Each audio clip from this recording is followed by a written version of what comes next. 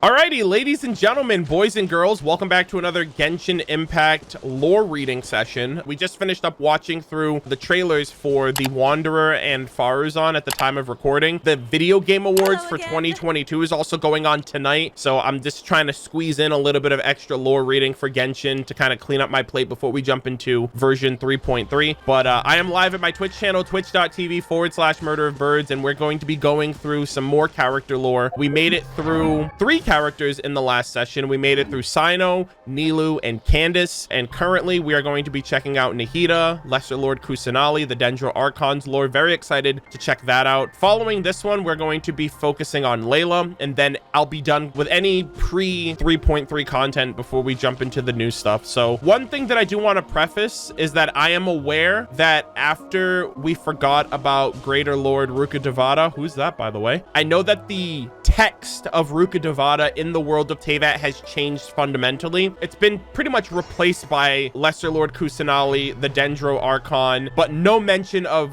Greater Lord Rukkhadevata by name. And I think that's also affected a little bit of Nahida's lore. So without further ado, let us begin. Alrighty, Nahida, aka okay, here we go. All right, we got Nahida, aka Lesser Lord Kusanali. Birthday, October 27th, affiliated with Sumeru City with a Dendro gnosis, a caged bird secluded within the confines of the Shrine of Surasthana, who can only see the world in her dreams. Let us begin. Character details. Long ago, the Dendro Archon created Sumeru's rainforest and bestowed wisdom upon the people of Sumeru through the academia. Her name is praised in thousands of stories that have been written to admire her deeds and virtues. In the eyes of people in Sumeru, the existence of the Dendro Archon is more of a symbol, by which they ascertained the protection of divinity upon the land that persists its antiquity. The Dendro Archon is revered by the highest sages in Sumeru City and venerated by the citizens unswervingly. And the powerful Akasha system is Lesser Lord Kusanali's eyes and ears. The Akasha enables her to observe and learn about people's emotions and gives her omnipresent sight and hearing so that she can understand voices that are not praise. The more she sees, the more she knows that she must learn constantly. Only through that can she enrich her experience, honing her skills to become powerful enough to face the threat from the most abysmal corners of the world. There is no escape from this, her inexorable duty. Even though very few feel unsatisfied with the status quo, Nahida still remains steadfast. Her tenacity comes from conviction. She knows it better than anyone else, that here, she is the one that all people rely on and trust in. Yeah, she's improved so much from where we first met her, and like you could just see her potential for growth. She's learning and grow. Like her story quest was pretty much a reflection of that, where at the start of it you kind of were given this understanding that she still had a lot more growth to do, but then by the end of it you realize she just like accelerated so much just through empathizing with others. So I think she's going to be a great Archon, and hopefully someday we'll be able to call her Greater Lord Kusanali. I think that'd be great. I just noticed this now too. I think there's a glitch with my game because I'm seeing cryo like snowflakes in the background with Nahida. I don't know, like mixed with a bunch of like other elemental particles. I kind of like it. Not gonna cap, I kind of like it. I might actually keep that. Yeah, I see like electro particles, cryo particles, dendro particles. It's the holidays. It's December. Merry Christmas, everybody. They hot fixed a Christmas special in my stream, in my game only, because I'm the ghostwriter, so I get special privileges. All right, moving on. Character story 1. The process of learning and growing is joyful, and knowledge concerning this world always satisfies Nahida's exuberant curiosity, aka why the sky is fake. She knows that. We don't know that. I'm kind of pissed. Gradually, Nahida came to grasp the principles of nature and the elements, understanding the ecology of the sky and the sea. She could even compose what she learned into fascinating dreams that are logical yet beyond imagination. Such dreams are, in essence, the same as Nahida's marvelous metaphors. They all lead to the dawning understanding of the similarities between two otherwise unrelated things. But there are times when she meditates on things yet struggles to figure them out. And such incidents usually concern events related to people and society. For example, when honesty and truth could exempt a person from punishment, some people might turn silent and deceitful. And when with their beloved ones, some some people would hurt others with brutal words. It feels as if the contradictions of the entire world are focused through and manifested by human beings whose fickle emotions are perplexing to Nahida. In such moments, her metaphors would not work, nor could she find any system in this world as a reference for such chaos. She can only explain it by the fact that the differences between every person's uniqueness creates diverse reactions when they undergo similar emotions. But this is not a satisfactory answer to Nahida. To better know human beings, plain knowledge and dogma alone will not suffice. Perhaps it was from the moment that... Wait, there's a redaction here. Perhaps it was from that moment on that Nahida came to understand why blank had to stand firmly by human beings' side and even made tremendous sacrifices for their sake. That has to be Ruka Devata, right? For each and every one of them is a unique existence in this world. I actually don't know, because usually the redaction is scaled to the name. Like if you look at Amy's lore, like Amy is a 3-letter word, so the redaction is super short, but Ruka Devata is a long word. So I don't know if that's Ruka Devata or if that's somebody else they're referring to. Seelies? Perhaps it was from that moment on that Nahida came to understand why Seelies had to firmly stand by human sides and even made tremendous sacrifices for their sake. I don't know. I was thinking maybe the goddess of flowers' real name, if we know who that is, because we know that she died, but we don't know, at least I don't know why. But like Ruka Devata sacrificed herself for Teyvat, so I wonder if that is her. Also, out of curiosity, because Greater Lord Ruka Devata created Nahida through the branch of Irminsul, is Ruka Devata's name also Boer, or is that Nahida's name? Because initially I thought, okay, they're one and the same, so if she's Boer, then Ruka Devata has to be Boer too. Like, does Ruka Devata have a demon name that's different from Nahida's? Because I was wondering if that's a name that she goes by, but it's not Ruka Devata, but something shorter. So yeah, I'm gonna go with Ruka Devata. Yeah, I hope that they reveal some of these redactions in the future. Anyways, character story 2. Nahida's life might be uniform, but she owns the most fantastic and lively dreams in all of Sumeru. The knowledge she learned through the Akasha during the day is presented vividly in her dreams at night. As she learns more knowledge, her dreams become even more eccentric and full of life. The dreams not only relax her mind, but also give her chance to examine her new knowledge and see if it goes against common sense or if she's missing any details. When dusk birds first appeared in Nahida's dreams, those birds soared through the sky in a standing posture with their wings folded. It looked abnormal and caught Nahida's attention immediately. Nahida thus learned how wings worked, and after which the dusk birds would fly freely in her dreams. Next, she adopted similar methods to fix shroom boars that slept underwater, radishes that grew on apple trees, and crystal flies with mismatching wing colors. You know, kind of like this entire particle effect situation going on right now. She's dreaming wrong right now, chat. The information, the knowledge she has is not accurate. This should not be happening. Knowledge shall not be a mere approach to justify things in this world. It could also be used to satisfy her needs for pure innocent fun. Technically, shroom boars can walk on the ground. Now that she understood how wings work, wouldn't shroom boars with wings fly all the time? And where there are flying shroom boars, there is natural to have crocodiles that walk on their hind legs and horror fruits who speak human language. The way Nahida developed her knowledge system has subsequently created a little amusement park for her, free of disturbance. Wow, that's so cool. In her dreams, she is in the embrace of boundless happiness. Aww. As she deserves, god damn it. Damn, so in her dreams, pigs fly. You know that saying? Yeah, when pigs fly, look no further than the Dendro Archon's dreams. Character story 3. Children have yet to be well informed and are easily swayed by emotions, but it does not mean that they can be disrespected and mocked. Frustration and disappointment do indeed grant them a taste of reality, but at the cost of robbing them of innocent thoughts and exuberant emotions. Yo, this is actual facts. The children who unluckily run across such negativity would always hear a gentle, warm voice on some ordinary night. She listens attentively to the children, using her wonderful metaphors to clarify principles to them, plays with them, and talks about their favorite games and snacks until dawn. Though the night is short, such company would let the children believe that there was someone in this world who understood them. Hatred and frustration are thus melted away from the warmth in their hearts, and the children would gain an opportunity to make a change in their lives such that they can grow in confidence and gladness. However, None of them could recognize to whom the voice in their dreams belonged. The Dendro Archon is powerful, but she must have many more important things to attend to. Would she really come to personally tend to a few children? And so the children gathered in secret and discussed this mystical phenomenon. Numerous were the possibilities they came up with and discussed the lengths at which each imagination explained. But in the end, the conclusion was, unsurprisingly, that only Lesser Lord Kusanali could be capable of a deed so kind and so caring. Or, to put it otherwise, there was the only conclusion that these kids were willing to believe. And of course, none of their parents believed them. But what did that matter? Lesser Lord Kusanali was already their friend. I don't need you, Mom and Dad. I'm friends with God, all right? You're never alone when you're with God.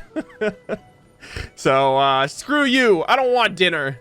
Damn. I literally have the power of God in anime on my side. All right, character story 4. The greenery planning personnel in Sumeru City once received a mysterious letter. The sender was apparently an enthusiastic and perfectly leisurely citizen of Sumeru City. The letter contained details, suggestions, and thoughtful planning that took both the weather and practicality into consideration. Judging by the professionalism of the letter's contents, it was natural to assume that the letter was from a well-known Amurta researcher who would prefer to stay anonymous. Despite the writer's anonymity, the greenery planning personnel carried out their work in the city exactly as stated in the letter, as if it were implementing orders from their superior. The outcome reaped high praise. Later one night, when Nahida was finally able to take a break, she took a walk on the streets of Sumeru City. To her great joy, she found that the arrangements of flowers was exactly the same as she had expected. The letter was from Nahida, of course. She was writing it because she thought that though knowledge was important, practice is also essential. As a goddess, Nahida had higher priorities than planning the position of some plants. But after careful consideration, she made up her mind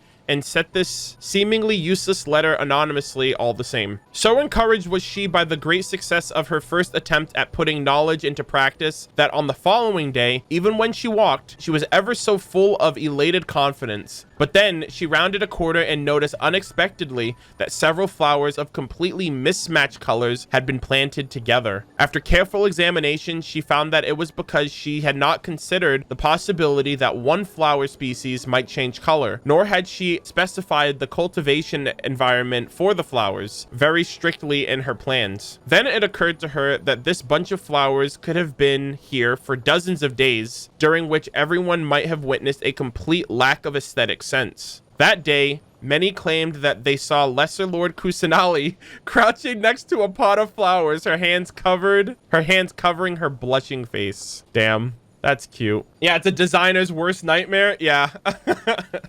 It's like, my OCD's kicking in. I need to take care of this now. And then she's like, how could I be so foolish? No. That's cute though. All right, character story 5. How might one eradicate the threat that forbidden knowledge poses to Irminsul? Are we doing this right now? Why are we doing this? Why are you reminding me of the Archon quest? I'm having trouble, chat. I'm trying to remember something. It's on the tip of my tongue, but I can't remember what it is.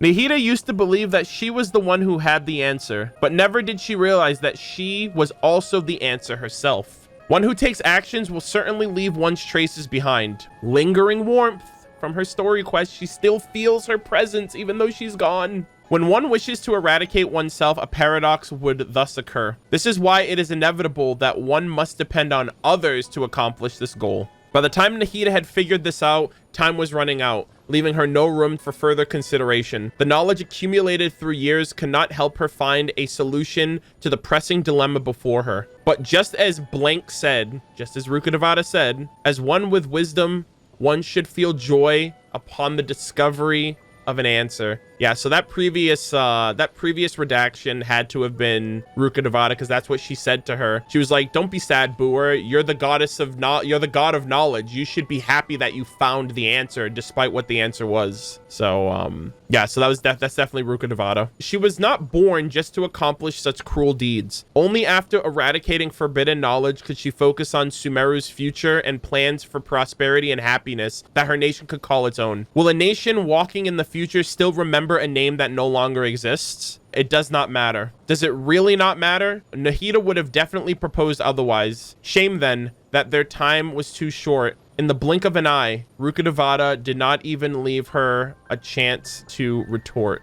Damn.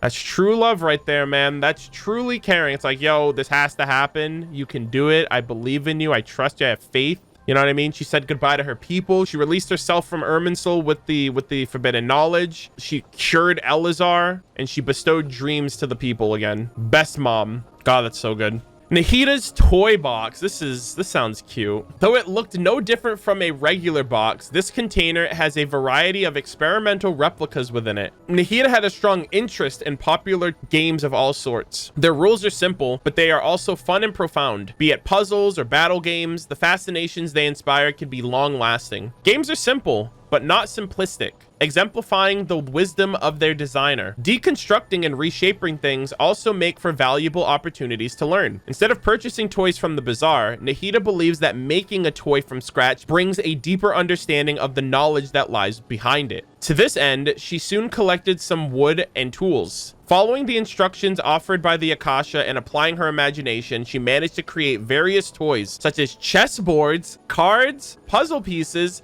and 3-dimension locks. The sense of accomplishment from finishing making toys brought Nahida brief satisfaction, but she soon found this out. She could not find an opponent for any battle-type games, and as the maker, she knew the solution to all the puzzle games. If only there was someone else around to try these out. So she had always hoped. But before that suitable person showed up, these toys shall stay in their box for now. Yeah, that's interesting. Like, I think probably the greatest satisfaction for people who make puzzles, because they already know how to solve it, their satisfaction probably comes from seeing how other people solve it and reach that same level of expertise that they had. Also, I feel like Nahida and Child should team up, right? Because he's trying to run a toy business in Leah for Tusser, and she's actually a toy maker. So that would, you know, Child and Nahida Emporium, just like opening up a toy factory, and, you know, let's meet in the middle, right? If I'm in Sumeru and you're in Snezhnaya, I don't know, let's meet in the middle somewhere. I don't know, like Mondstadt or some shit. Let's open up a toy factory, you know? It'd be glorious. All right, gnosis. The existence of the Akasha is the means, not an end in itself. The moment that the forbidden knowledge was eradicated was the moment that the Akasha had accomplished its mission. The one who coveted the power of the gnosis had written the entire drama from the start and would show themselves as the curtain falls. Dottore, is that what they're referring to? Nahida, using the gnosis of a foreign land as leverage, deprived the cunning foe of his segments as insurance. But the enemy immediately requested for a bargain as well, offering up critical knowledge of the world's truth. His knowledge of the value rooted in this land was without peer, and thus he had intended to take advantage of Nahida's curiosity and sense of responsibility from the very beginning. Indeed, the way he saw it, there could be no bargaining chip more suitable than knowledge. With one gnosis still in her hands, Nahida could not help but hesitate. She barely knew more about the gnosis than she knew the truth of this world. The gnosis to her was but a core that gathers a massive elemental power at her discretion. But if there is nothing more to a gnosis, why was a god so eager to gather them all together? Bro, they're gonna fucking... Like, if one gnosis channels elemental power and two gnosis can create a connection with you with Irminsul that helped you save the world, what the fuck is gonna happen when you combine 7 gnosis together and channel it through a god with, like, the Tsaritsa, the Cryo Archon? Piero said it himself. They're gonna create a new world, and La Signora's tomb is gonna be the old world, the world we currently live in. I feel like it's gonna be, they're gonna try to create their own Luma fate, their own fate to reweave. And I just don't know what exactly is going to happen regarding all of that. But 7 gnosis is crazy to think about. They already have 4. They have 4 out of 7 right now, which is wild, you know? And I hope we get another Winter Nights Lazo. I don't know if or how or when, but I want another cutscene focusing on the Harbingers, like maybe like another year or 2 from now. Right before we head to Snezhnaya, I think it would be really cool if we get another quest line. And I want... Actually, you know what? I would want the Tsaritsa's teaser trailer to be the Winter Nights Lazo, like part 2, like where all the Harbingers are back in Snezhnaya and they have 6 out of the 7 gnosis and they know the Traveler is going there next. I think that would be super fucking dope to kind of like reveal her fully as well. I mean, the drip marketing is going to ruin that for us at that point, but just cool to just see her presented in a story format, hear what she sounds like, see what she looks like, and everything else like that. But that would be super cool if they give us her teaser and it's actually like a pretty substantial like sequel to Winter Night's Lazo after we've gone through all of her other harbingers. I think that'd be really sick. Let's continue. Shaking hands in bargain means an equal compromise for both sides, a far cry from any victory. On the other hand, turning down that bargain indicates a certain type of ignorance, which obviously would more easily invite a loss of control. Thus did the God of Wisdom instantly find her answer. So she even knows things that we don't. I mean, realistically speaking, we learned more about our sister, about ourselves, about the world through Nahida than we did the last 3 regions. So the fact that we got a lot of answers, but the fact that we're posed with more questions doesn't upset me that we still don't know about the false sky narrative, this false sky understanding. I just hate that other characters know things that we don't know when we as the player know of these things. So yeah.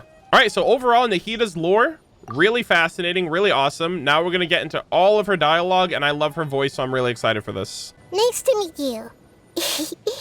I've actually been watching you for a long time already. My name's Nahida. I might look like a child, but don't be fooled.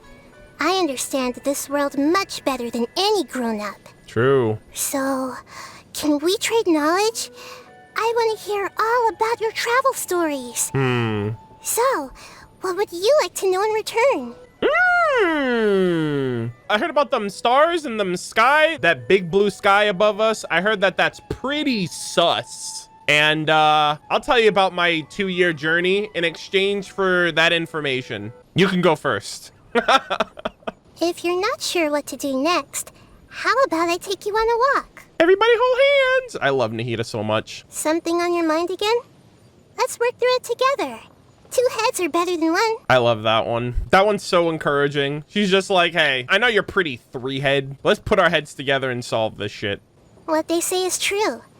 You have to see the world for yourself to appreciate how beautiful it is. Quick, let's find shelter, or mushrooms will start growing on our heads. Wait, what? Did you know that the sound of thunder is the prelude to new life? Yo. Soon, this land will be brimming with vitality. That's oh my god, I'm dying.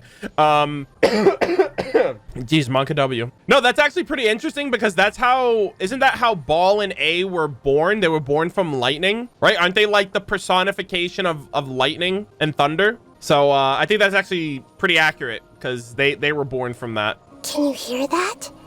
The heavens are whispering to all living things. It's time for bed now. like the heavenly principles are whispering? You're fucking dead, by the way, in another 4 to 6 years. You called me friend. Like, Really? that's gonna keep me up at night, dude. The weather is lovely and warm. Things are about to start getting lively again. Jesus. It's time for bed. Yeah, it's time for you to take a dirt nap. The wind never blows in the sanctuary of Surasthana. Oh, sorry. That's probably obvious to you. That's so sad. Because you know where else the wind doesn't blow? The Mare Javari. That's depressing, dude. Now I have to think about Stanley and Nahida being in terrible situations where the wind doesn't blow. Good morning. We should get going right away. There are too many things in this world that you'll miss if you don't get there on time. Time for a break. I'd really like a berry and mint burst. If you get one for me, I'll tell you a couple of stories about the sun, okay? Oh my god. That's so cute. That's so fucking wholesome and sweet. Also, she's gonna tell us the story about the sun. I don't know. I don't know if I want to know. That's kind of like, that's like half of forbidden knowledge right there, chat. I don't know if we should be doing this. How about you tell me a story about water or some shit. Tell me the story about dirt. How did dirt come to be? I'd rather learn about dirt than the sun and moon. The sun's setting. It's time to wave goodbye and let the creatures of the night take center stage. Sheesh. You should go to sleep now. Don't worry. I've made sure there's a sweet dream waiting for you. I love her so much, man. No way, I just mentioned the Mare Javari. What the fuck? Oh, the Mare Javari? A place without anything at all, completely empty. Just like a shroom boar's brain. Of course I know it. It's true. I've never seen it with my own eyes. It's one of the many places beyond my reach.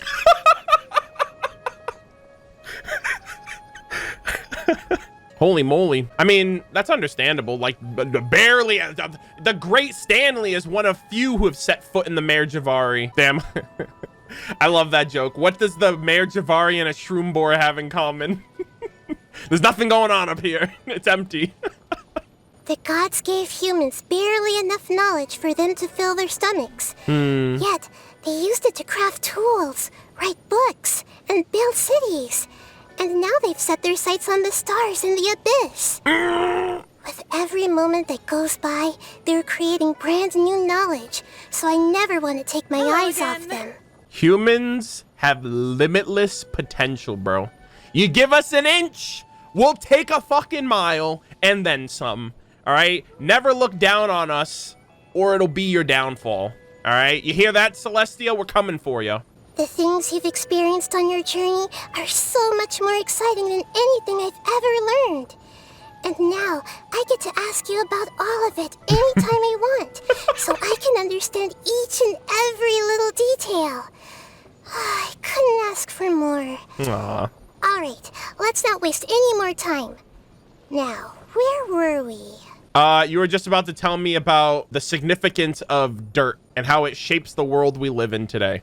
Not the sun at all, by the way. Being a listener has never been enough for me. I've always dreamed of going out and seeing things for myself.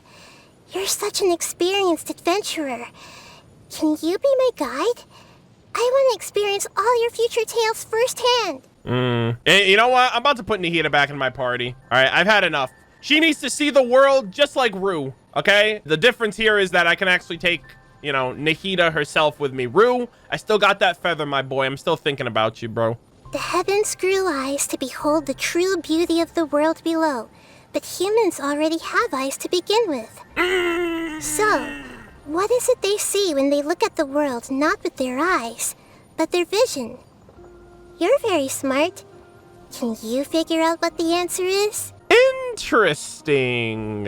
They're being Sasuke, all right? They're spying on us. See, the thing is, Celestia's vision is on us 24/7, right? It's always on us. It's always watching, right? And they're using us as like little nodes to keep tabs on everybody from a distance. So I don't know. I don't trust them. Anyways, let's move on. Very often, only once we get hurt badly are we finally forced to face our own laziness, ignorance, recklessness, or arrogance.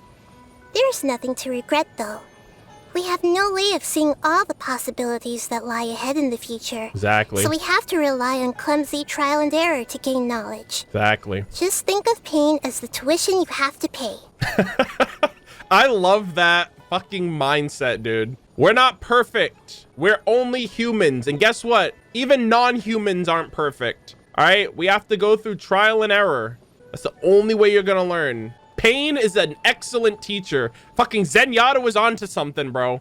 Overwatch was actually spitting straight facts. And Nahida says it here too. Think of pain as the tuition you have to pay in order to learn. What if I'm broke? You can experience pain free of charge.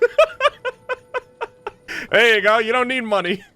Sorry, but you know, it is what it is. Anyways. Sumer's desert looks more desolate than the rainforest, but it's also home to an ancient civilization and supports its own stable ecosystem. One day, when it finally stops arguing with the rainforest, I'm sure that flowers will blossom there, the likes of which I've never seen before. Hey, I'm way ahead of you. I've already started planting some Sumeru, like, golden roses in the desert. So that place is already turning around. Damn, once the rainforest and the desert stop arguing with each other, right? Well, as of right now, the Aranara, they don't like the Nara Veluca. They don't like the desert.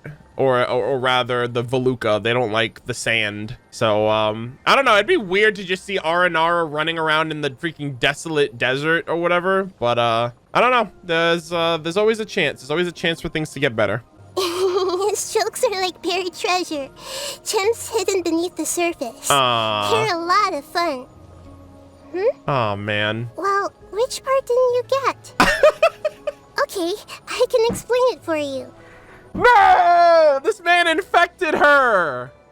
She's just as worse as he is. Oh no. You know what? I would much rather her explain it, because Sino's dry humor, I feel like Sino legitimately thinks that. He's like, no, this joke is hilarious. I'm fucking LMFAO. I'm freaking rolling on the floor laughing my motherfucking ass off right now. And he says it in that deadpan, like, dry response. Like, Nahida would actually make it fun. She would actually give some life to it and make me believe more that it's worth, like, considering it to be funny. But yeah, I love how she thinks his jokes are great, you know, hidden gems, like she says. Not every General Mahamatra would take such a clear-cut and decisive stance when faced with a conflict between order and justice.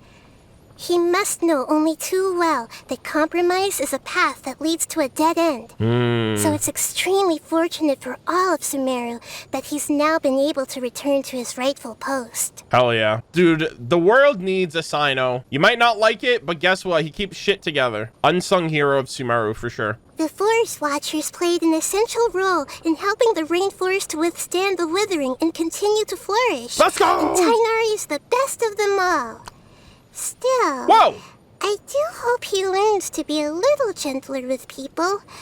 Otherwise, it's gonna be difficult for the Forest Rangers to attract new top talent. Yeah, can I become an honorary forest ranger, by the way? I literally stopped the withering. The withering is gone because of me. And I'm still not a forest ranger, damn it. Where's my credit?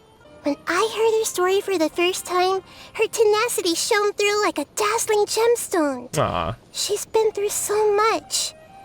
I hope that just as the rainforest supports all kinds of life, Sumeru will always provide a safe and nurturing environment for her, so that she can grow up healthy and strong. God, Kali hasn't even reached her potential yet. It's so incredible, man. She is so incredible. She's an amazing character. Like, the things that she's gone through, I don't know where she got the strength to carry on, man. But I'm glad that she's cured of Elazar. I'm really happy and hopeful of her future potential in the game, be it Sumeru, be it Ludi Harpastum, when Hoyoverse remembers that that's something that is in the game and should exist. Very, very happy about that. He holds a body of knowledge more advanced than most could imagine, and his mind is constantly thinking.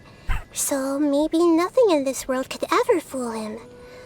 But is the wise man truly wise to view the mediocre majority as defective? Because without them, there is no us. Exactly. You need casuals to thrive in any community. Competitive, real life. You need dumb people to reinforce the smart people. And you need smart people to inspire the dumb people. We need to coexist. And, you know, it is what it is. I don't know what you want me to say to you. Yeah, for every all hate them, you need a Kave. Yeah, exactly. I once borrowed someone else's body to ask her if she'd mind allowing Lesser Lord Kusanali to watch her dance. Actually, I had already watched her lots of times before in secret, but I wanted to attend her dance at the Sub-Zero's festival properly, in person, as a sign of respect. Anyway, it turned out that she gently declined the offer.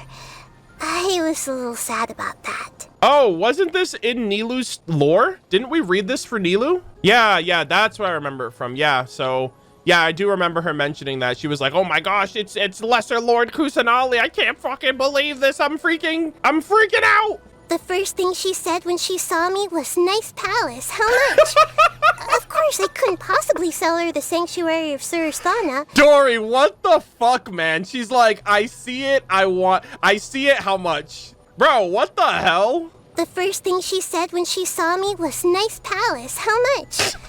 Of course, I couldn't possibly sell her the Sanctuary of Surasthana. No shame. But still, her question had me stunned. I thought about it long and hard, but I still can't figure out how much more it's worth. Bro, I need Dory money, bro.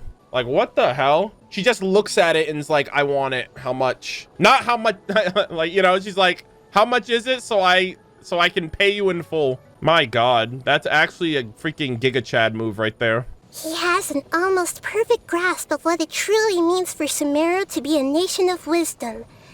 Sadly, the truth as he understands it will never be accepted as the mainstream. He's roommates with Alhazen? Wow, the world really is full of surprises. She's like, damn, what happened? She is suffering from exposure to remnants of King Deshret's power. Wait. Oh, is that what's happening with Farazan?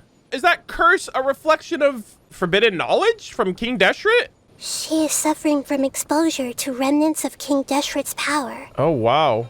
It's as if the great tortoise of time accidentally threw her off its back and left her suspended in the past. If you're interested, you should be able to catch a glimpse of Sumeru from a bygone age through her. Wait a minute. The turtle that was in her teaser is the turtle of... That's fucking Istaroth's pet? Is that what you're telling me? There was like a giant turtle, desert turtle. No, it was in her demo. It was in her demo. It's just a metaphor, I believe. I don't buy it. All right. That was a giant fucking turtle. She mentioned the giant turtle of time, or the great turtle of time. And we all know that there are gods out here who have pets. All right. Venti, Dvalin, Zhongli, Ajdaha, Rukkhadevata, the Aranara. Why wouldn't Istaroth have a pet turtle? All right. I'm gonna fucking blow your fucking mind right now. I'm gonna blow your chat. Are you ready? Chat, are you ready to have your minds absolutely fucking destroyed? Peep this, right? Turtle of time. God of time. God of time is worshipped in Mondstadt. Jean and D-Luke grew up with pet tortoise. Istaroth has a pet turtle. Mind fucking blown, dude. I'm calling it. That's actually her pet.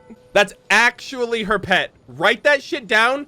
Clip this. I'll see you in like 6 years when I can say I was right again. And to add insult to injury, the Animal Archon and the God of Time were both at one point worshipped in Mondstadt. I rest my case. I rest my case. Easy clap. Clip it and ship it. I'll see you guys in a couple years. All right, about the 7. I'm led to believe that long, long ago, the 7 Archons used to stay in regular contact with each other. Yeah, that's true. I'm a bit of a special case, though, so I don't have any memory of that time. Makes sense. Now that things have settled down in Sumeru, I think it's about time I made contact with them again. You're on familiar terms with some of them, right? Would you mind introducing me? Oh my god, please. Please, dude. I would love her to interact with the Archons. Holy shit, dude. Interact with Venti, Zhongli, whip out the Osmanthus wine. I don't know if she would drink right now, but oh man. That would be awesome. I need to see that. And none of the Archons have interacted with each other yet. Like, they mention each other. I thought Venti would talk to A during the Iridori festival. Didn't happen. I was like, bro, what a missed opportunity. But I don't know. Maybe they might not interact until we meet all 7 of them initially. Because if we go through all 7 Archons and all 7 of their Gnosis are taken, I feel like there's gonna be something that brings them together for this like battle with Celestia or the Abyss or whatever the hell they're going with. And I feel like at that point, that's when we'll see a lot of merging of like Archons like interacting with each other. But yeah, yes, please. I would love that. I hear that playing games is a good way to quickly bring people closer together. Oh, gods. I'm sure it must work for gods too. Aww. How about once everyone meets up, I suggest we play hopscotch together. Oh my god. On second thought, maybe not. If I draw the squares, it will look like I made them really small on purpose just so I could win. That wouldn't be fair on the others. That is so fucking precious, man. She wants to play hopscotch with her Archon buddies. I can't, dude. Venti would love that. Venti would be like, that's another minigame for Windbloom Festival. Thank you, Nahida. You know? That's so sweet. I feel like there are some other... I feel like Focalors might be, like, kind of a bitch. Like, just based on what we've heard of her, like, and that nation so far, the thing too is I feel like every interpretation that I've had about a certain Archon has been off a little bit, because up until we meet them, because you're just kind of spitballing. You don't really know what to expect. I thought that A was going to be, or Ball at the time, because we didn't know what her name was. And we didn't know like the revelation of the twin sister until the 3rd chapter of the Archon quest. But like I thought Ball was like a bitch on a power trip. Like I remember like after I finished, when he was like, oh yeah, the nation is closed off. And then as time goes on, I'm like, oh no, she's depressed. She's depressed. She's gone through some terrible shit. She's lost people important to her, and she doesn't want that to happen to her nation. So she seals them off from the rest of the world and is maintaining the best livable scenario. Like that has nothing to do with the heavenly principles, because she doesn't want her nation to get nuked like Conria did and have people die like her sister and her friends. So yeah, I'm gonna preserve judgment, but I wonder if all of the other Archons would be interested in playing hopscotch with Nahida is what I'm getting at. Oh, the Balladeer. When he finally achieved the ambition he thought he'd been pursuing all along, was he content at last, or only emptier still? We only yearn for the skies because we cannot fly. Perhaps he should reflect on this once he has held the sheer emptiness of the skies in his grasp. Interesting. So going into the Archon quest interlude chapter, if he does remove himself from Irminsul, like he mentioned, Balladeer, Kabukimon will no longer exist. I'm going to come back to Nahida's dialogue and I'm going to see if she still remembers him. It's a good thing I'm getting through these now before we did the Archon quest. Actually, and you know what else is funny? It says we yearn for the sky because we cannot fly, and now he can fly. Like he literally has animal powers. My past is quite monotonous. I could tell you about it, but it wouldn't be long before you let out a great big yawn, like a pufferfish taking in a big gulp of water. But curiosity is worth its weight in gold, and I wouldn't want yours to go to waste. Aw. I know. Let me tell you about all the dreams I've had. Gosh, I don't know if I can comprehend all of that. That's a lot of knowledge. That's a lot. In my dreams, there's often a flower pot. Every time I water it and add fresh fertilizer, the same flower grows. Can you still enjoy the process of growing flowers when you already know the exact outcome in advance? Yeah. Well, for me, I'm glad that at least after the flower has blossomed, it attracts different colored butterflies each time, and sometimes even bees. Not the bees! Gosh, she's so sweet, man. I love how inquisitive and curious she is. That's literally a child's nature. And like that inquisitiveness is also paired with wisdom and knowledge, which is like she's on both ends a child and like a wise elderly person. Like on both ends, she's a kid that wants to learn about the world, but she's also like an old freaking wise sage who knows a lot about things. So I just love that she like ebbs and flows between those two. Like the more I hear her talk. In my dreams, there's often an empty space. No matter how the scenery changes around it, the emptiness always occupies the most important place. Strange, isn't it? I think there used to be something there, but for all the power I have over dreams, I still can't find the answer as to what it was. Seems like even in my dreams, there are things that I can't control. Something is missing in her life and she can't fill that void. I'd like to say it's Ruka Devata as well. Like a part of her is gone. It's like an empty space, an empty void that can no longer be filled. It can only be surrounded by other things. But that's interesting. That's a really great metaphorical imagery way of seeing how she subconsciously feels about Ruka Devata not being there, but not being able to understand the meaning of it. In my dreams, there can be anything. Anything except people coming and going. But since meeting you, it's gradually started to get more lively here. Maybe you're a guide, adding a human touch to my dreams and leading me out from my cage. Aw. Come on, let's go. The journey's only just beginning, and I'd like you to carry on leading the way. Damn, she called me her guide, her first sage. I'm so honored. Does watching you count as a hobby? Because everything you do fascinates me. Wow. You're traveling the whole world. Where did you come from? And where will you go next? I don't know. Who will you meet? And what challenges will you have to overcome? Fight God. I want to know the answers to all these questions and more. So, please don't mind me. I just want to keep on watching you all the time. Yeah, I'm literally a walking experiment. I'm a walking experiment to her right now. I'm just like, I wonder what you're gonna do next, what you're gonna see, what you're gonna learn. It's exciting. I think I'm good at asking the right questions and giving good answers. But I've come to realize that a lot of people just convince themselves they don't understand. The answers to their problems don't help them. It seems to me that as people grow older, they lose the courage to question things and accept the truth. Damn, bro. Shit just got real. As people grow older, they lose the courage to question things and accept the truth. Yeah, I mean, as you get older, it's just like, I just want to use less and less energy. Just tell me what I'm supposed to think. Tell me what I'm supposed to do. It's better than doing the research and figuring shit out for myself. At least in this day and age, I feel like. So that's like the realest thing she said. Definitely candied agelanach nuts. I just need one little bite, and my brain starts chugging away at top speed. And suddenly, there's no problem too difficult for me to solve. Sheesh! The only thing you need to watch out for is...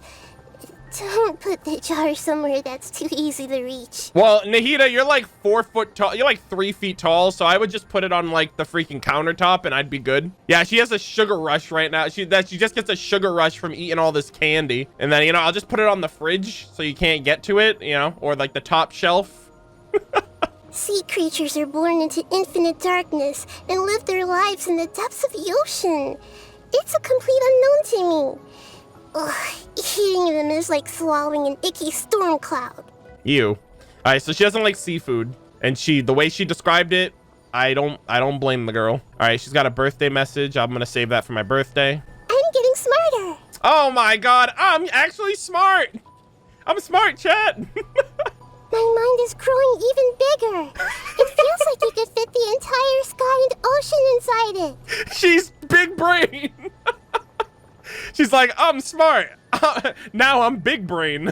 I feel like a Neopala lotus that's been reunited with its leaves, or a Songo pearl that's found its shell. All right, now this is galaxy brain. she's too smart, chat. Thank you for allowing me to be your companion, and for teaching me so many new things. As the God of Wisdom, I grant you my blessing.